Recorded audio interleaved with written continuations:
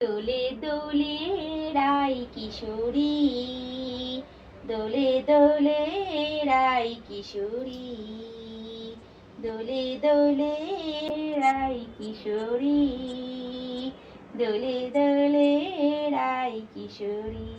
জয় রাধে জয় গোপাল। তো আজকে হলো একাদশী, আজকে ঝুলন যাত্রা শুরু হয়ে গেছে।